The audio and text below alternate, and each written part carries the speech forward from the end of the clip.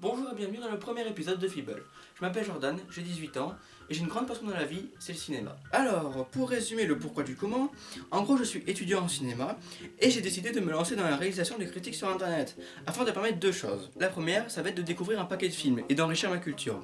Et de deux, ça va m'entraîner à la réalisation car je vais écrire, tourner et monter moi-même mes émissions.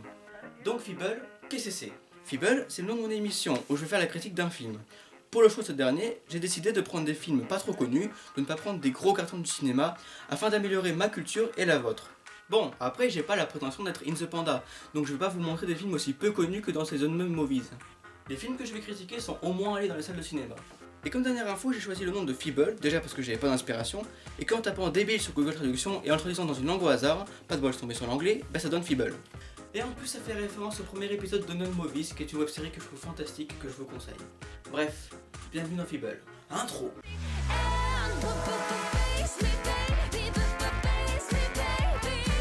Alors, pour commencer, j'ai décidé de vous parler du film You Don't Mess With The Zoran, parce que je pense qu'il est bon de savoir rigoler. Youhou! Oula, qui es-tu? Je représente l'avis du public et l'avis du mec lambda, ce qui va te permettre d'enrichir ta critique et de faire des blagues pas piquer des hannetons. Ok, tu veux dire qu'au premier épisode on est déjà tombé dans un cliché de vidéo YouTube où le youtubeur se parle à lui-même? Je préfère dire que c'est pour enrichir ta critique. Bref, You Don't Mess With The Zoran dans sa version originale, ou Rien que pour vos cheveux en français. C'est fou comment on passe d'un nom qui fait gros film d'action américain à un petit film français chiant. C'est donc un film humoristique américain sorti en 2008 et réalisé par Dennis Dugan, qui a été acteur dans un paquet de films et qui a réalisé pas mal de choses comme des longs métrages ainsi qu'un petit paquet de séries. Tiens, et le voilà en train de danser en slip dans la rue.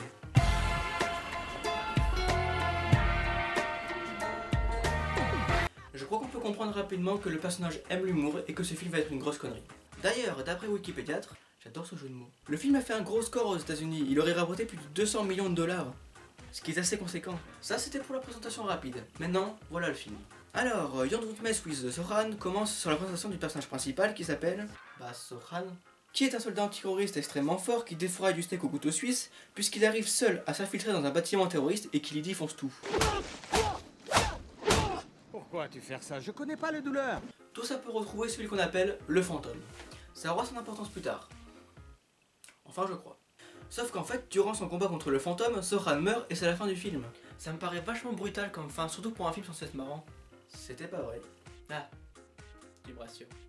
Non, en fait, il simule sa mort car il a pour rêve de devenir coiffeur. Et comme c'est pas un choix très accepté par ses proches, il décide de fuir en Amérique pour essayer d'y réaliser son rêve.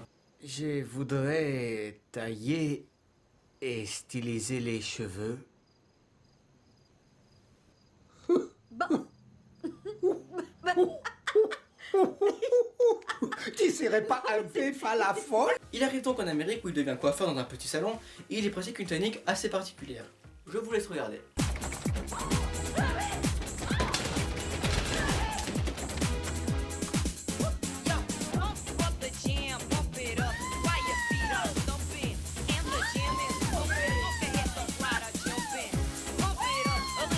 Au moment où je vous parle, j'espère que mon coiffeur ne regardera jamais ce film.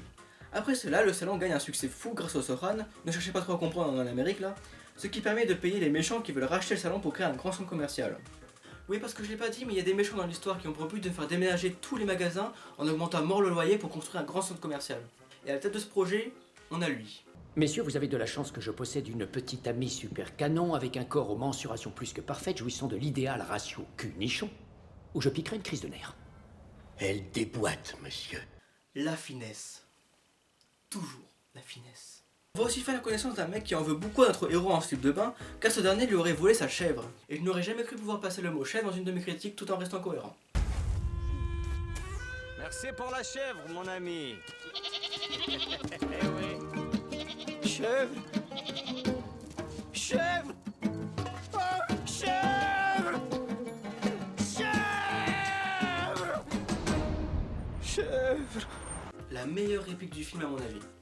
Ça m'a fait mourir de rire. Donc bon, je vais m'apprêter à spoiler à mort la fin, mais c'est pas très important pour un film de ce style. En gros, il y a un méchant qui apparaît, qui bosse pour le méchant riche et qui fait des petits attentats pour que les Israéliens et les Palestiniens qui vivent dans le même quartier s'entretuent. Mais Zoran et le fantôme s'allient pour péter la gueule à tout le monde en utilisant la voix.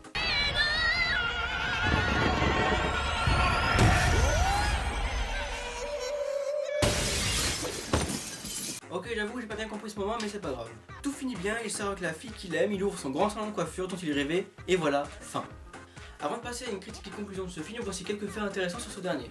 Pourquoi l'acteur Adam Slender, c'est-à-dire le Zoran, incarne au mieux le personnage? Il a suivi un entraînement rigoureux par un soldat de la Navy, et il a aussi appris à coiffer par ce dernier.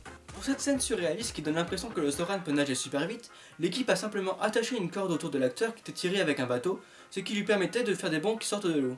Toutes les cascades du film ont été supervisées et coordonnées par Scott Rogers qui a quand même bossé sur Spider-Man 2, 3 et sur Die Hard 4. C'est pas rien, ça fait un bon CV quand même. Rien que pour vos cheveux, oui je vous rappelle que ce film s'appelle comme ça en français, oui c'est ridicule, marque la 4ème collaboration entre Adam Slender et le réalisateur Denis Dugan. Une collaboration que j'espère revoir, parce que j'ai beaucoup aimé ce film. On est donc en présence d'une grosse comédie bien loufoque et what the fuck comment on n'en fait plus. Et je pense que j'ai dû assez mal vous décrire le film parce que je vous ai pas montré beaucoup de scènes drôles, mais ce film est vraiment hilarant. Surtout au début avec toute la séquence d'infiltration dans le repère terroriste qui est vraiment cool. Donc déjà je vous conseille ce film si vous voulez vous marrer un bon coup. Mais il a quelque chose de plus intéressant. Vous l'avez peut-être compris, il y a deux sous-questions que soulève ce film. La première parle du conflit israélien-palestinien et finit sur une happy end qui nous dit qu'avec la paix on arrive à gagner. La seconde pose la question des grosses multinationales qui contrôlent tout dans la ville et qui souvent n'ont pas grand chose à faire des gens qui y vivent. Ces deux problématiques sont suffisamment bien amenées et pas très discrètes, pas besoin d'avoir fait des études en cinéma pour les comprendre. Je l'avais pas vu moi. Ah. T'es peut-être juste un peu con. Enfin bref, ce que je veux dire c'est que ce film est pour moi une grande leçon pour le cinéma français. Tu veux dire que les films français devraient mettre plus de héros en slip ultra badass? Non, même si ce serait pas une mauvaise idée. Je vois très bien Christian Clavier en slip défoncer l'immigré. J'ai pas envie de m'imaginer ça. La leçon à retenir de ce film, c'est que oui, on peut faire un film d'humour complètement loufoque, mais qui reste quand même intelligent, qui possède un bon message. Je dis ça parce qu'en France, on a tendance à penser que si un film est drôle, il n'a pas à être intelligent et que le message qu'il véhicule n'a pas d'importance. Le meilleur exemple qui me vient est Les Nouvelles Aventures d'Aladin, qui véhicule les pires messages possibles. Pour faire un bon film d'humour, il ne suffit pas de mettre une star qui marche bien, de lui faire n'importe quoi d'un peu rigolo sans avoir rien à faire de ce que va véhiculer le film. Et vous savez, ce genre de film existe en France. Il y a qu'à prendre Astérix Mission Cléopâtre qui est hilarant, loufoque, mais qui reste intelligent et bien construit. Et j'ai envie de croire que les films dans le même style puissent revoir le jour. Parce que pour l'instant, les comédies françaises, c'est pas trop ça. Sur ce, merci beaucoup d'avoir suivi jusque-là. Désolé pour la prononciation, désolé pour toutes les erreurs qu'il peut y avoir. Si vous avez des conseils pour améliorer l'émission, n'hésitez pas dans les commentaires. Et à bientôt, c'était Feeble.